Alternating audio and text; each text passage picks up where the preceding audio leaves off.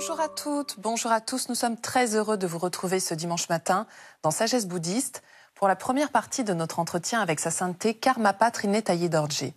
Je vous propose de découvrir avec lui son parcours ainsi que ses actions, plus particulièrement en matière d'éducation des moines, mais aussi des nonnes, en matière d'environnement et d'action humanitaire.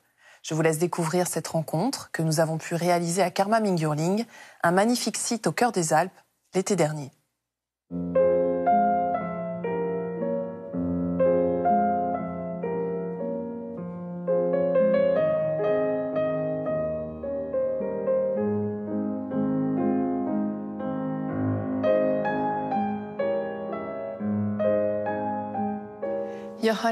Votre sainteté Karmapa Trinley Dorje, bonjour. Bonjour. Et merci beaucoup de nous accueillir ici à Karma Mingyurling, près de Grenoble. Pour commencer, pouvez-vous nous dire quelques mots sur vous et votre parcours?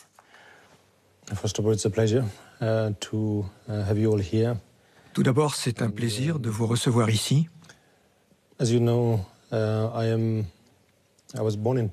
Comme vous le savez, je suis né au Tibet, à Lhasa.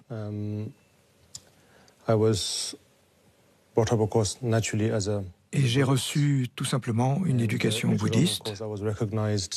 Plus tard, j'ai été reconnu comme étant le Karmapa par mon maître, le défunt Kunzig Chamba Rinpoche, à l'âge de 11 ans.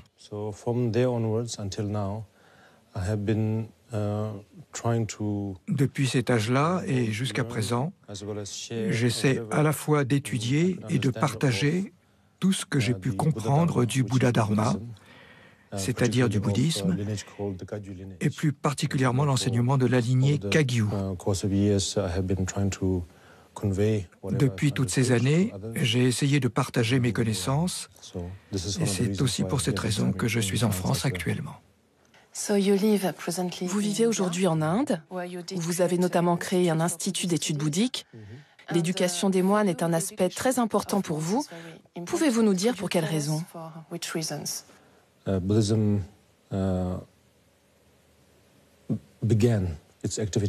bouddhisme a commencé son activité en Inde, puis au fil des années, il s'est répandu à travers de nombreux pays d'Asie, tels que la Chine, le Japon, la Corée et de nombreux autres pays d'Asie du Sud, mais aussi en Himalaya et au Tibet.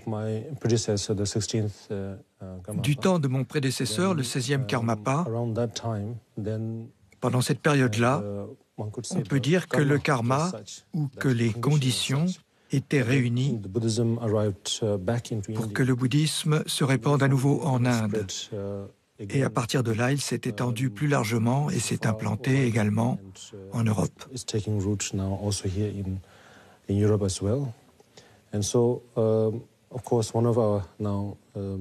L'un de nos centres se trouve bien sûr en Inde, où nous avons des communautés monastiques et laïques.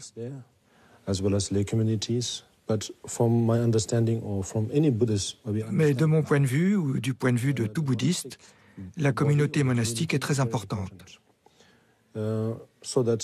Ainsi, grâce à elle, le bouddhisme ne perd pas de son authenticité. C'est pourquoi nous faisons de notre mieux pour préserver la sangha monastique. Nous venons d'évoquer l'éducation des moines, mais vous accordez également beaucoup d'attention à celle des nonnes. C'est très important pour vous. Pourquoi ?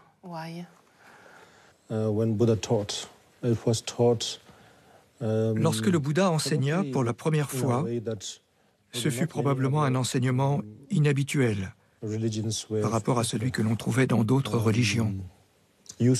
C'était nouveau en quelque sorte. Cela veut dire que le Bouddha avait compris que la spiritualité devait être à la portée de tous, quelle que soit sa culture, son sexe ou sa manière de penser. Ça devait être accessible à tout le monde. Je pense qu'à travers les époques, certaines traditions ou pratiques ont été perdues, ici et là. Je ne suis pas le seul, bien sûr. Beaucoup d'autres maîtres contribuent aussi à maintenir la pratique que nous appelons Vinaya, c'est-à-dire la préservation de l'aspect éthique de la pratique, afin qu'elle soit accessible à tous. Par exemple, le maître Thich Nhat Hanh est l'un de ces garants qui contribue à ce que cette pratique perdure. Il y a aussi de nombreux maîtres qui s'impliquent dans cette tâche. Vous menez également différentes actions dans un autre domaine qui vous tient particulièrement à cœur, c'est celui de l'environnement. Pour quelles raisons, votre sainteté?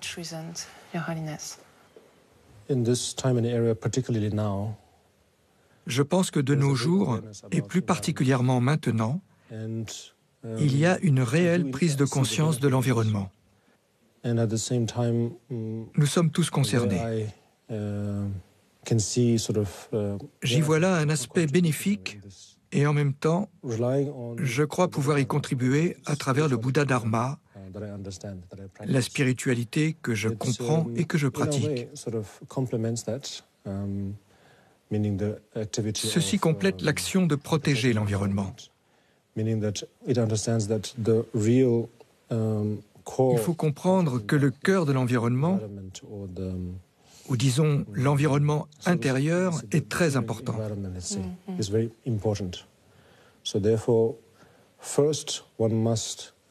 C'est pourquoi nous devons tout d'abord nous assurer que si nous prenons bien soin de notre propre comportement et de notre propre motivation, nous pourrons ainsi avoir une fondation solide, un bon point de départ.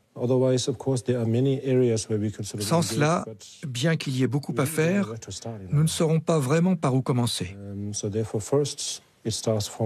Il faut donc commencer par soi-même, surveiller notre conduite, la manière dont nous menons notre vie, et le plus important, je pense, est en quelque sorte notre attitude. C'est donc l'interdépendance, en fait.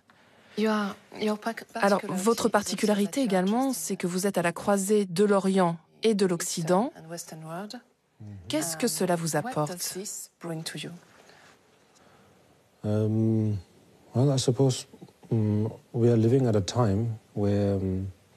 Je pense que nous vivons à une époque où chacun d'entre nous a la responsabilité de se connecter et de se rapprocher des autres.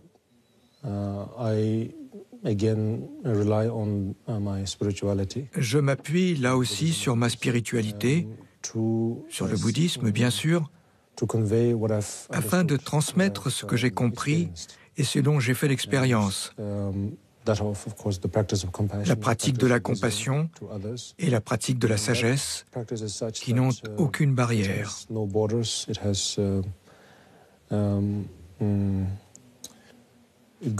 Ces pratiques sont sans frontières. Cela va au-delà des différentes langues, au-delà de tout concept, et c'est ainsi une réalité commune partagée par tous les êtres. C'est pourquoi dès que nous abordons ce sujet, même au cours d'une simple conversation, cela nous aide à nous comprendre immédiatement. Nous créons à ce moment-là un lien et nous nous comprenons quel que soit l'endroit d'où l'on vient.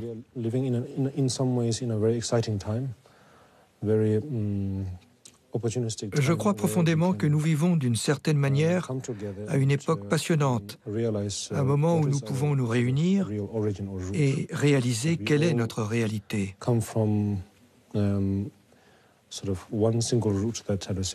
Nous partageons tous un point commun. Ce qui nous unit, c'est que nous recherchons tous le bonheur.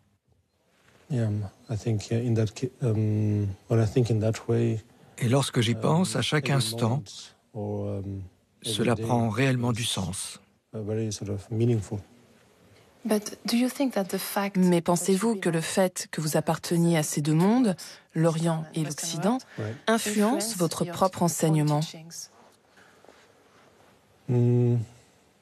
Je suppose que cela a eu une influence sur moi, personnellement. De quelle manière? L'enseignement en lui-même est intemporel. Il est toujours classique. Il est particulièrement profond par lui-même et n'a en quelque sorte pas besoin d'être adapté.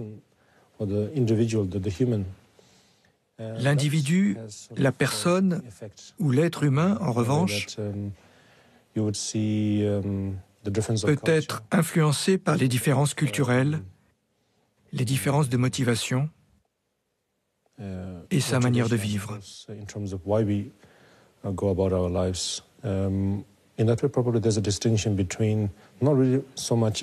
Je pense qu'il n'y a pas tant de différence entre l'Orient et l'Occident.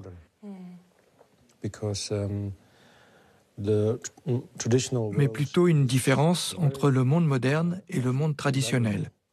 Le monde traditionnel est inestimable, mais en même temps, les changements, la modernité et la manière de penser du monde moderne le met beaucoup au défi.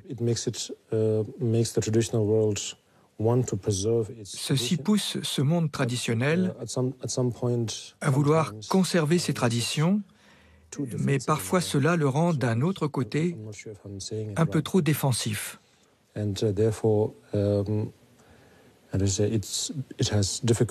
C'est pourquoi le monde traditionnel a du mal à s'adapter au monde actuel. La manière contemporaine de penser a ses propres bienfaits et crée, comme je le disais, un environnement où tout est accessible. Mais il y a en même temps le risque de perdre ses racines. L'impact qu'il a sur moi m'a permis de voir les défauts et le mauvais côté du monde moderne. J'ai pris alors conscience des valeurs de la tradition. Peu importe qu'on les trouve un peu démodées, elles ont beaucoup de valeur. Elles peuvent vraiment aider les générations futures. Cependant, je dirais que si nous n'avons pas une approche équilibrée, nous pouvons nous attacher à une chose en pensant qu'elle a beaucoup de valeur, que ce soit une chose traditionnelle ou pas, et nous retrouver incapables d'interagir avec notre présent.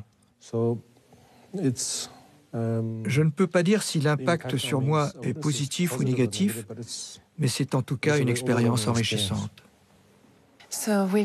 Nous verrons donc plus en détail la semaine prochaine comment vous vous inscrivez dans ce monde moderne et plus spécifiquement comment vous utilisez les réseaux sociaux pour donner des conseils, voire des enseignements. Merci beaucoup, Votre Sainteté, de nous avoir accompagnés aujourd'hui. Merci. Avant de nous quitter, voici quelques livres que nous vous proposons. Tout d'abord, voici l'ouvrage de notre invité sur lequel nous nous sommes basés pour préparer cette émission, recueil de conseils transmis sur les réseaux sociaux, publié chez Rapsel Éditions. Pour la première fois, ce livre réunit ses enseignements les plus importants diffusés par l'intermédiaire de son site internet ou des réseaux sociaux. Toujours aux éditions Rapsel, Un chemin de sagesse de Lama Jigme Rinpoche. Ce livre propose un aperçu simple et abordable de la voie bouddhique selon la tradition tibétaine Kagyu. Et enfin, Le Bouddha à la rencontre de Socrate, d'Harrison Pemberton, traduit par Audrey de Serrières aux éditions Tsambala. Il s'agit du journal d'un professeur américain qui s'est rendu dans les contreforts de l'Himalaya, en Inde, pour devenir le tuteur particulier de notre invité, Sa Sainteté Karmapa Trinley Tayé Dorje. C'est la fin de cette émission. Vous pouvez la revoir toute la semaine sur France TV, le service vidéo de France Télévisions. Nous vous retrouvons dimanche prochain pour la suite de cet entretien. Nous vous souhaitons une très, très belle journée.